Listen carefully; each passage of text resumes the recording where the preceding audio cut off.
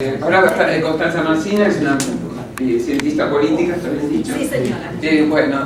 Docente y que acaba de ganar un premio muy importante en México, el primer premio, en Camino de la Libertad. El ensayo es Libertad, Liberalismo y Democracia, que pronto va a ser editado. Sí. Todo tuyo. Bueno, muchas gracias, Ana. Muchas gracias por este enorme esfuerzo que han hecho entre la Fundación Amashi, la Fundación Neumann y Unión Editorial. Me gustaría que los que están parados se sienten. Soy buena, no los voy a maltratar ni nada. Ana y Nadia no cobran extra porque se sienten, ¿eh? No sé, voy a compensar. Bueno, ahí va. En el camino de los que les contaba Ana, efectivamente lo que yo les voy a contar es algunas notas del ensayo por el que gané el concurso de Caminos de la Libertad de México este año, y les cuento por qué escribí este ensayo, que se llama Democracia, Libertad y Liberalismo. En general, Caminos de la Libertad es una convocatoria para reflexionar acerca de la libertad. Y como les contaba Ana, yo vengo de la ciencia política, es decir, yo tengo dos mundos que en general chocan, ¿no? La formación liberal de SEADE, de Gabriel Zanotti, de Venegas Lynch, y la formación de ciencia política, que en general recorre un camino diferente. Entonces yo traté de encontrar cuáles eran los puntos en común entre estas dos lecturas, entre estas dos cosmovisiones, y tratar de llegar no solo a los puntos coincidentes. Esto de querer dejar el teléfono abierto me está costando un poco. Entre estas dos cosas, ¿no? Entre el liberalismo y ciencia política. Porque es como que cada uno corre paralelo y es a veces un poco difícil conjugar las dos cosas. En general los liberales no hablan de ciencia política, y la ciencia política, sobre todo, que es gran parte de mi reflexión en este ensayo, diría en los últimos 20, 30 años, la ciencia política latinoamericana se ha olvidado de hablar de libertad. Y cuando lo ha hecho es justamente para atacar el liberalismo y la libertad. Gran parte de las instituciones académicas que nuclean a la ciencia política latinoamericana son obviamente manejadas por ideologías contrarias a la libertad y al liberalismo, donde, no voy a decir que nos maltratan, pero nos dan como muy poco, casi ningún espacio para poder expresar nuestras ideas. En ese camino, yo les contaba que tengo paralela a la formación de ciencia política, la formación SEADE, ¿no? Donde tuve el gusto de trabajar con Gabriel Zanotti cuando teníamos departamento de investigaciones. Mi tesis de maestría en su momento la hice con Venegas Lynch, y obviamente como Gabriel te va introduciendo en sus lecturas, ¿no? De Hayek, Mises y demás. Y desde hace varios años, de la época que estábamos en SEADE y después en la Fundación Hayek, escribí varios ensayos sobre la visión de Hayek sobre la democracia, que obviamente es una interpelación para la ciencia política, que nunca enseña la visión de Hayek sobre la democracia, los problemas de la democracia, pero que Constanza siempre trata de recuperar, porque hoy la ciencia política está hablando de la crisis de la democracia. Entonces, Constanza el año pasado sacó Constanza soy yo, pero yo hablo como el Diego para que me entiendan, ¿no? Un ensayo que sale en RIM de SEADE sobre Hayek y su visión de la democracia, recuperando, ¿no? Esto, de esta intersección entre la crisis de la democracia liberal específicamente, y que Hayek se había anticipado 60 años a lo que hoy la ciencia política está diciendo, está debatiendo. Y en clave a Caminos de la Libertad me propuse otro desafío, que era hablar de la democracia en América Latina y cómo hemos, ¿no?, distorsionado qué significa democracia. Y ahora voy a ir a eso. Pero además me propuse otro desafío que en su momento lo conversé con Nadia, que le dije, yo quiero armar el decálogo de liberalismo y política. Porque siempre que hablamos de liberalismo hablamos de los principios, ¿no?, del liberalismo y la ciencia económica, el liberalismo y la economía, y los autores liberales los estudiamos desde la economía y tal, y nos olvidamos de, la pata, ¿no?, del aporte del liberalismo a la política específicamente. Entonces, gran parte de este ensayo tenía la intención no de ganar, sino por lo menos de hacer un punteo, ¿no? Como está el decálogo, creo que es de Juan Ramón Rayo, del decálogo del liberalismo. Yo dije, yo quiero el decálogo del liberalismo y la política, y ahí fui con eso. Y parece que me fue bien. La cosa es que encontré la intersección entre democracia y liberalismo en un punto donde es cierto que democracia y liberalismo dan respuesta a dos preguntas diferentes.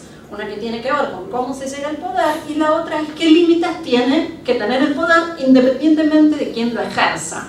Es decir, ejerza quien lo ejerza, el poder tiene que ser un poder limitado. En esa clave está el problema de cómo definimos democracia y de cómo la ciencia política latinoamericana ha ido distorsionando el significado de democracia. Donde para no aburrirlos demasiado podríamos decir que a partir de las transiciones a la democracia de los años 80, 90 para acá, lo que quedó de democracia es que democracia es igual a elecciones. Entonces, si hay elecciones, hay democracia. Pero nos olvidamos de los otros componentes que son esenciales para la vida democrática y que justamente son el aporte que hace el liberalismo. Es decir, cómo le doy contenido a ese ejercicio del poder que llega a través de elecciones. En primer lugar, tenemos el problema de que nos quedamos con elecciones, pero esas elecciones, nos olvidamos que las elecciones en democracia son libres, son competitivas, son limpias, ¿sí? Competitivas, algo que es alérgico al latinoamericano. Digamos, la competencia en términos económicos y en términos políticos, ni hablar. Si puedo limpiar a la competencia, y cuando digo limpiar, lo digo en todos los sentidos, llegando a, el caso de Ortega, a encarcelar a la oposición, incluso a torturar a la oposición, a desaparecer a la oposición, o cosas que hoy sabemos que siguen pasando. ¿Sí? Siguen pasando acá, cerca. Entonces, nos olvidamos de que las elecciones son libres. Cuando yo le pregunto a mis alumnos, chicos, ¿qué es que las elecciones sean libres? Que se hacen en libertad. Bueno, ¿y qué significa que se hagan en libertad? Y que uno tiene que estar libre. Bueno, vamos. Que se hagan en libertad, que las elecciones sean libres, significa estar libre de coerción.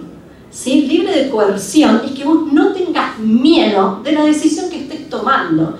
Y que no tengas miedo de que si votás a este no vas a perder el trabajo, de que si votás al otro no te va a pasar nada, de que si votás a otro incluso no va a haber represalias. Libre significa no tener miedo a las posibles represalias. Y de todo eso lo fuimos borrando, ¿no? De nuestras conversaciones y de los manuales. Ni hablar del tema de la transparencia, ¿no? Que después vamos a hablar de eso. Entonces, el primer problema que teníamos en este camino de con qué nos quedamos en nuestra definición de democracia es que nos quedamos solamente con el componente electoral, el proceso electoral, y le sacamos las características necesarias que tiene que tener ese proceso electoral. La segunda cuestión es que obviamente le fuimos borrando las otras características, que era el componente liberal de la democracia.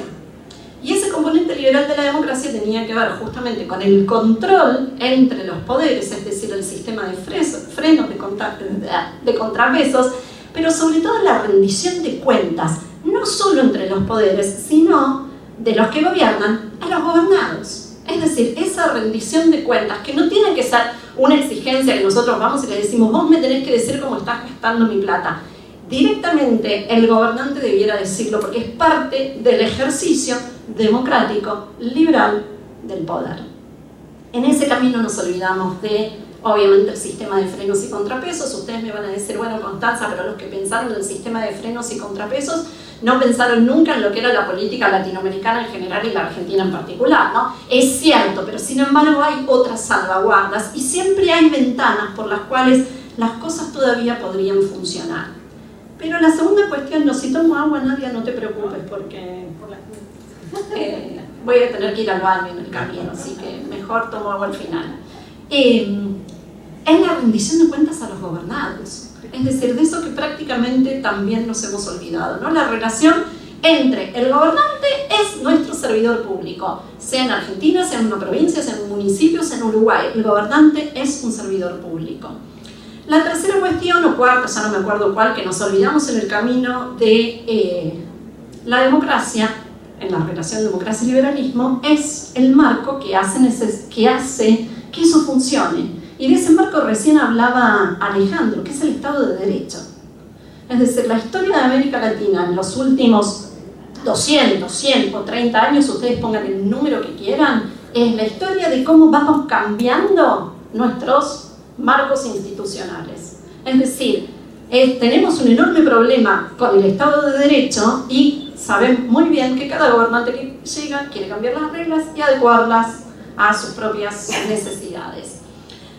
Frente a eso también, tenemos una ciudadanía que no responde frente a ese cambio o esa necesidad de tener un Estado de Derecho que haga previsible nuestra vida. Si yo les dijera cuál es el mayor problema que nosotros hoy tenemos como argentinos, ustedes seguramente me van a decir la inseguridad, la corrupción, la inflación. Yo les voy a decir, el problema que tenemos es que no podemos planificar nuestra vida para mañana. Es la imprevisibilidad. Y el Estado de Derecho lo que nos da justamente es previsibilidad. Es que podamos por lo menos saber dónde o qué más o menos vamos a estar haciendo la semana que viene, ¿no?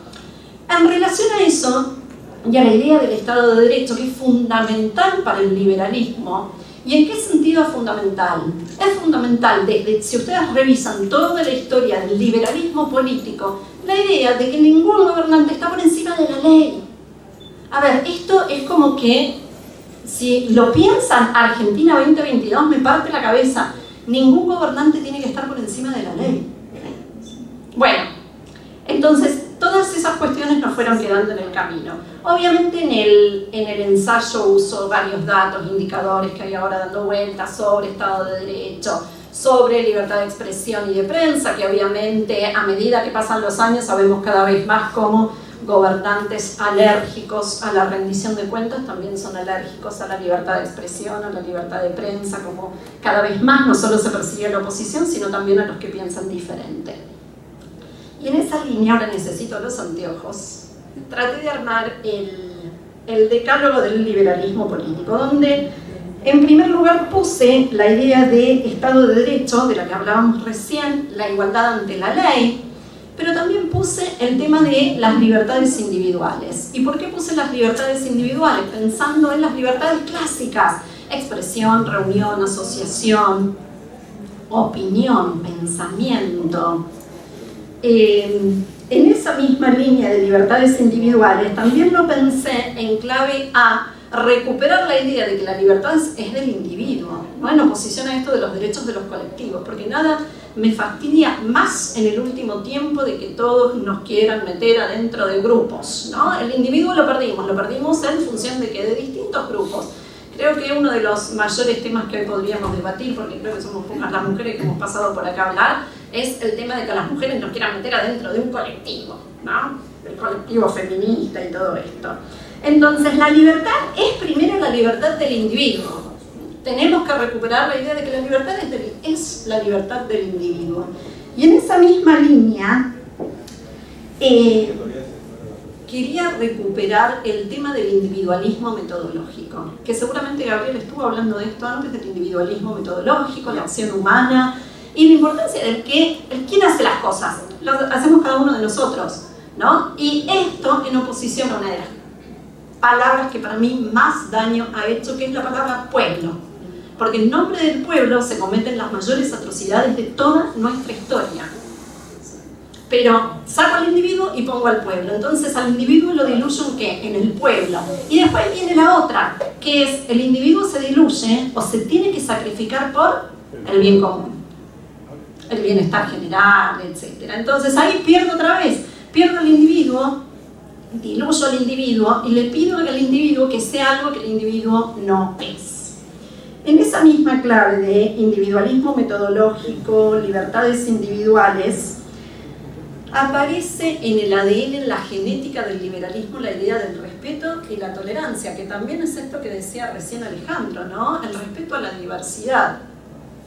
Cuando yo venía a ustedes, no sé si les pasó en el camino para acá, que están las distintas manos, está todo cortado, está la marcha del orgullo. Fantástico, respetamos todo. Lo único que me parece que todos estaríamos de acuerdo es no lo quiero pagar con mis impuestos. ¿Sí? Vos sos libre de ejercer tu vida, tu intimidad, tu sexualidad como quieras. Ahora, no me pidas que yo lo pague o que yo te mantenga por tus propias decisiones. En esa clave decíamos el tema del respeto y la tolerancia, ¿no? Somos genéticamente bastante intolerantes los latinoamericanos y particularmente los argentinos en el último tiempo nos hemos vuelto intolerantes. Lo escuchaba hace un ratito Alejandro y podríamos escribir o hablar horas de la historia de la violencia política argentina, es decir, la política argentina se construye sobre una historia de violencia y seguimos repitiendo esa polarización, esa antinomia, ¿no? Esa divisoria de aguas entre buenos y malos. Y repetimos lo mismo, ¿no? En clave ya les dije, Estado de Derecho, libertades individuales, igualdad ante la ley, respeto y tolerancia, individualismo metodológico, gobierno limitado. Este es el gran problema de Hayek. Hayek dice, mi problema no es la democracia, sino la democracia ilimitada, la democracia como la conocemos ahora. Es esto de que el legislador puede legislar absolutamente sobre cualquier cosa sin ningún tipo de límites. Bueno, gran parte no diría del corpus del liberalismo ha sido tratar de ponerle límites a la acción de esos gobiernos. Es nosotros, otra vez, nosotros como individuos, cada uno de nosotros como ciudadanos que tenemos que volver a poner límites a sobre qué se puede hacer la ley, sobre qué temas. ¿Sí? El otro día hablaba, porque por ejemplo en el mundo de la ciencia política vieron los índices de los legisladores que más proyectos presentan, todo esto, y me decían, hay diputados, no sé, que no presentaron ningún proyecto. Yo prefiero que no presenten nada. Prefiero que no presenten nada, es mejor que no presenten nada. Bueno, es otra discusión, ¿no? Pero sí, para que ¿no? Saquen el día de la marmota, prefiero que no presenten nada. Que deroguen. Bueno, que deroguen. La cosa es que tenemos un problema ahí con el gobierno limitado. ¿Cómo volvemos a pensar la idea del gobierno limitado? ¿Cómo le volvemos a dar contenido a que el gobierno tiene que estar limitado por normas conocidas de antemano que no las puede cambiar a su gusto? ¿Sí? Y ahí pongan otra vez adentro lo que ustedes quieran. Si quieren hablamos de los pasos, si quieren hablamos de que quieren derogar, bueno, modificar la Constitución para sacar las elecciones intermedias, etc. Digo, ley de lemas, tenemos un montón de cuestiones que podemos volver a discutir, o debemos volver a discutir, mejor dicho, no podemos, debemos volver a discutir. Bueno, en esta línea les decía, la idea de pluralismo, rendición de cuentas, transparencia, y me falta temporalidad y alternancia. En la historia que yo les contaba de la ciencia política de los 80 y cómo la ciencia política va definiendo qué es democracia, transición a la democracia y demás, para los años 90, una vez que habían pasado los primeros gobiernos democráticos, Sarney, Alfonsín, Aylwin, me estaba acordando de Alan García en Perú, ¿se acuerdan de Alan García? Bueno, la ciencia política dijo, bueno, pero en verdad para que las democracias se consoliden necesitamos alternancia no de personas, alternancia de partidos políticos, es decir pero acá viene un punto que para mí es fundamental en la definición de democracia. ¿Qué significa la alternancia? Porque esto hace a la definición de democracia que nosotros nos hemos olvidado y hemos distorsionado en el camino. ¿Qué significa la alternancia? Significa que la democracia es un juego repetitivo en el que podés perder. Y si perdés, te tenés que ir a tu casa. Eso es alternancia. Es decir, es un juego que se repite, te podrás volver a presentar. Lula se presentó 20 veces hasta que ganó, ¿sí? Pero si perdés, te toca irte a tu casa. Y cada vez más, y a esto apuntaba también el ensayo, vemos cómo oficialismos que pierden elecciones no están dispuestos a irse a su casa, sino que por el contrario intentan desestabilizar a gobiernos democráticamente electos de signos contrarios.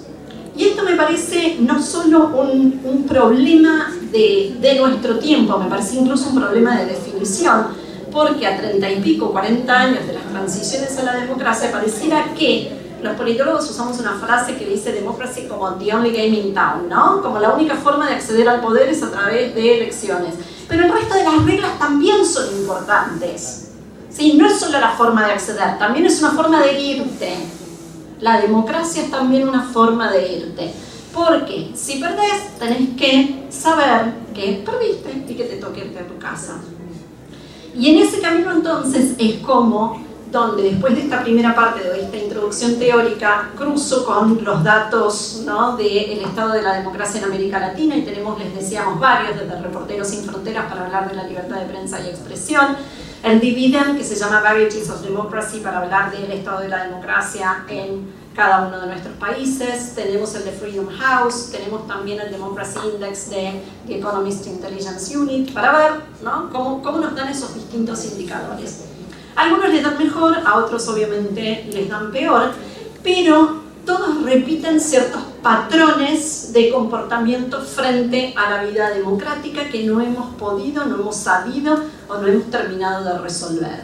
En el camino de nuestras transiciones a la democracia, o pensemos incluso en la democracia argentina, no sé, ya prácticamente a 40 años de democracia, cómo en el camino fuimos perdiendo los componentes fundamentales que hacen a la vida democrática, desde las libertades, el respeto por el otro, la alternancia y temporalidad en el ejercicio del poder y sobre todo la idea de la ley y el Estado de Derecho como algo que está por encima del gobernante y que nuestros gobernantes, los nuestros, sean nación, provincia, municipio, porque ahora, yo lo hice, ¿no?, comparando, no sé si ustedes quieren, Argentina, Venezuela, pero si yo empiezo a bajar a niveles subnacionales, cuanto más bajo, más complicado es, ¿no? Esto de cómo puedo alterar las reglas de juego y adaptarlas. No hace falta irse muy lejos para ver esos casos donde tenemos municipios de cualquier color político, pienso de Los Pozos en San Isidro a Granados en Ezeiza, de cómo adaptan las reglas para no irse nunca. Y cuando se van, ¿saben quién viene? El heredero. La mujer, el hijo, la amante, etc. Exactamente. Entonces tenemos otro problema que tiene que ver con que no tenemos reglas que limiten el nepotismo en nuestro país. Entonces, en clave de todo esto fue el ensayo que yo presenté, como les decía Ana. Mis conclusiones no son demasiado optimistas respecto al futuro de América Latina. Termino diciendo, obviamente, se presenta un panorama sombrío, pero algunas preguntas nos quedan sin responder. ¿Qué preguntas nos quedan sin responder? ¿Qué podemos hacer cada uno de nosotros como ciudadanos para cambiar esto? Al final del día, la ciencia política tiene una respuesta, o tiene un deber ser. Y hay un autor que es italiano, que a mí me gusta mucho, que se llama Gianfranco Pasquini, y dice que la democracia es exigente. Se llama La democracia exigente el librito. Es un librito así súper chiquitito, pero que para mí es fantástico. Y Pasquini lo que dice es, la democracia es exigente con sus ciudadanos, porque saben que al final del día depende de nosotros. Depende de cada uno de nosotros. ¿Sí? Y ustedes me van a decir, Constanza, trabajo 14 horas, vuelvo a mi casa, me tengo que ocupar de los pibes, de la cosa que hoy pidió la maestra que mañana tienen que llevar al colegio, de esto y lo otro. Sí, pero ¿saben qué? Depende de nosotros. Muchas gracias, muchas gracias. Nosotros tenemos tiempo, Ana, para alguna pregunta, ya bien que siguen. Sí, yo dejé el librito de Alejandro para hacerle propaganda a Alejandro, sí. Sí, ¿tenemos tiempo, Ana? ¿O ya bien? Mucho lo tenemos, pero bueno, a ver una. Dale. Con respecto a los mecanismos de la democracia, en el caso de Brasil, que da prácticamente mitad y mitad. Ah, sí. ¿no? Bueno, eso yo... Ahí va. Tenés la mitad del país gobernado por alguien que no se quiere. Bueno, pero eso que vos estás señalando, ¿cómo es tu nombre? Jorge, lo que vos estás diciendo se viene repitiendo en todos los procesos electorales de los últimos años en América Latina. Es decir, y no quería ir con esto porque es más pesimista aún. Y dije, bueno, sábado a la noche, che, Ana, traerles una cerveza después de esto. Somos sociedades partidas, Jorge. La mitad de un país vota de una manera, la otra mitad de otra manera. Se repitió en Perú con Keiko Fujimori Castillo. Se repitió en Ecuador con lo que ellos llaman la costa vota de una manera, la sierra vota de otra manera. En Chile pasó lo mismo, en Argentina pasó lo mismo en 2019. ¿Ustedes se acuerdan? El mapa de Argentina, todas las provincias del centro votan de una manera, el norte y sur vota de otra, y ahora pasó lo mismo también en Brasil. Es decir, somos sociedades, porque vos podías decir, teníamos una grieta que es ideológica, pero esa grieta ideológica, ¿querés que los rete, Ana? Sí, autoriza. Me gusta que me den bola, esa grieta que es ideológica se expresa territorialmente también. Entonces, sí, estamos partidos. Somos sociedades y además a tal punto que la oferta está tan polarizada que son dos países distintos. Sí. Escuchá, pensá que querés que te dé bola. Dale, vamos.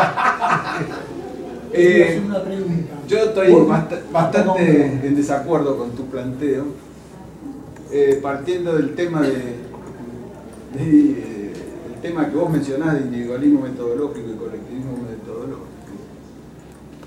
No sé si has leído los libros de Rojas, Fundamentos Praxeológicos del Derecho y Individuo y Sociedad. Para mí lo plantea muy bien, más allá de que acá somos un grupito del CAP. Pero más allá de eso, porque como dice Rothbard, eso es un norte a seguir. Yo lo que creo que lo que vos decís es un planteo del liberalismo clásico original, que fue ilusorio y que sirvió para ese momento. después de 200 años de experiencia o más, 250 años de experiencia en Estados Unidos, fundamentalmente donde fue que se planteó con más rigurosidad el tema de los pesos y contrapesos y la limitación del poder, no han podido evitar de que haya extralimitación, y no solamente en la Argentina o en Sudamérica, se potencia enormemente las cosas que hacen en Estados Unidos, aunque con este gobierno de Biden y ya que venían desde el Patriot Act, digamos, la degradación de Estados Unidos no empezó en este gobierno, sino que empezó hace muchos años con Roosevelt, bueno, pero eso es historia en historia. Yo no creo que se pueda solucionar, no veo la forma que se pueda solucionar con que los propios gobiernos se autolimiten, porque en definitiva hoy, ¿cuál sería el proceso? Que los propios gobiernos propongan su autolimitación. Yo no lo veo que se pueda hacer. Ok, ¿cómo es tu nombre? Oscar Caprafi. Soy el marido de la señora esta. Ahora. Ana, a ver. Bueno, está buena tu pregunta. Sí, Oscar, Constanza es liberal clásica y tu visión es muy Rothbard, pero vamos a eso. Y digo, la visión de Rojas también va para ahí, ¿no? Entonces, a mí me pasa lo mismo con Rothbard que me pasa con Eduardo Martí con Rand. Lo que ustedes están pidiendo es todos individuos racionales que tomen decisiones racionales, ¿sí? Y en ese contexto eso te funciona. Yo voy por ahí, no te digo que no, pero necesito, digamos, una capacidad del individuo para hacer lo que, por lo menos déjame que me quede con esto. Yo lo que te pido es participar en el consorcio de tu edificio, ¿sí? Vos le estás pidiendo al individuo que haga contratos a través de los cuales saque un seguro para circular por la calle como peatón. Sí, yo también quiero las bicicletas, seguro y demás, pero... Es que haya contratos libres y voluntarios entre todo el mundo y que el contrato sea la ley. Eso es lo que... Sí. Pero ahí tenemos nuestra divisoria de aguas, donde vos vas para un lado, yo me defino como liberal clásica, o sea, yo sigo la escuela Zanotti en ese sentido, sí, y sigo en la escuela Zanotti, es decir, si vos me decís Constanza, ¿no? Desde escoceses a Hayek, pero no voy por la línea Rand Rothbard, y sobre todo porque te repito, muchas veces he discutido esto con algunos randianos y los desayunos que hace a veces Eduardo Martí, que hemos estado juntas con Ana. Me parece que vos necesitas un individuo con una racionalidad que vamos, ya tengo que subir 10 escalones. En definitiva, cuando hay elecciones, se supone o se cree de que la gente vota racionalmente y no vota. Hay un libro, el mito del votante racional de Brian Kaplan, que lo expresa. Entonces, eso cada uno vota lo que le parece que representa el tipo, su idea de lo que representa. Y muchos votan porque tienen que seguir a votar. Y de eso dependen nuestros derechos individuales. Eso es insoluble, yo no lo veo no le veo solución una solución lógica a eso, sin que pasemos por Por supuesto, yo te digo que ese es un norte a seguir, yo también lo comprendo, y Rothbard en el capítulo 15 lo dice. Entonces, si hubiera un botón para cambiar de hoy para mañana, yo lo apretaría, pero eso es absurdo, no existe eso. Sí, igual para cerrar esta idea, porque había una pregunta más por allá atrás. Sí. La última, porque no... Sí, porque tu marido robó todo, me quiere robar el micrófono, Ana. Algo que vos dijiste hace un ratito y yo me quedé pensando en relación a eso, y era, vos arrancaste con la idea de la racionalidad del voto. Yo lo que pido es, nosotros tenemos que ejercer ciudadanía, no solo cuando votamos. Eso es lo que nos está faltando. A mí no me preocupa solamente lo que votamos, me preocupa el día a día, me preocupa el tiempo en el medio. ¿Me explico? Porque, digo, pasan cosas con y votemos a lo que votemos, también pueden pasar cosas. Si todos estamos mirando para otro lado, independientemente de que no hay buenos y malos, digo, es la frase de el poder corrompe. Corrompe independientemente del tipo que vos tengas del otro lado. Entonces, es quién custodia a los custodios. Para mí, en última instancia, el guardián de la democracia somos cada uno de nosotros. No es el pueblo, no es el partido político, es vos como individuo, Ana, Constanza, Jorge y así. Ezequiel. Dale. Te quería hacer una pregunta, me interesa tu visión. Vos dijiste la Argentina vota de dos maneras diferentes, en el centro de un lado, en el norte ponele de otro, y Brasil sucede lo mismo, Sao Paulo y el resto de Brasil. Quiero saber tu opinión. ¿Por qué? ¿Por una cuestión cultural, antropológicamente social, o ambas dos, antropológicamente social y cultural? No, yo te diría que expresan dos visiones de país diferentes y dos sistemas de valores completamente diferentes. No voy con la antropología, ni siquiera voy con la sociología, ¿sí? Y no, porque soy politóloga. A ver, los politólogos tenemos un problema, ¿no? Que me lo dijo mi papá cuando yo estudiaba. ¿Y qué estás estudiando, hija? Ciencia política. Ah, ¿y eso qué? ¿No? ¿Para qué? Entonces mi papá pensaba que yo estudiaba historia porque tenía muchas materias de historia, ¿no? Entonces, ¿saben qué? No me gusta la historia. Después tuve muchas materias de sociología. Si hay algún sociólogo, no, bueno, y así sucesivamente. Ni hablar con otras cosas que se parecen pero que son distintas. Entonces, lo que yo sí te puedo explicar es cómo las propuestas políticas o las visiones políticas se expresan territorialmente. Cada una de esas expresiones territoriales tiene visiones diferentes sobre cómo sacar al país adelante. Y lo podría decir no antropológicamente, sino en cómo, la pregunta es, ¿cómo salimos en todo caso del subdesarrollo?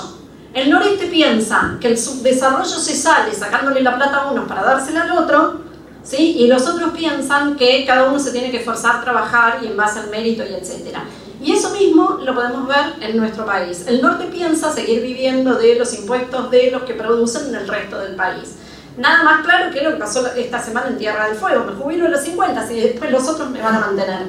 Entonces creo que lo que se está expresando ahí es la gran pregunta que América Latina no ha podido responder ni resolver en el siglo XX, que para mí no es económica y es política, que es cómo salimos de la pobreza, cómo salimos del subdesarrollo. Mientras que sigamos pensando que yo le tengo que sacar a unos para dárselo a otro, todo esto que no se lo voy a explicar a ustedes porque tengo súper claro que ya lo saben, ¿no? Bueno, vamos a seguir ahí. Y me parece que esa misma grieta, si vos te fijás, es Argentina, pero es también, te repito, es Perú, es Ecuador, es también Brasil. Vos tenés dos modelos distintos de cómo salir adelante. En última instancia es eso. Si querés lo seguimos charlando porque si no Ana me va a matar y estamos súper atrasados.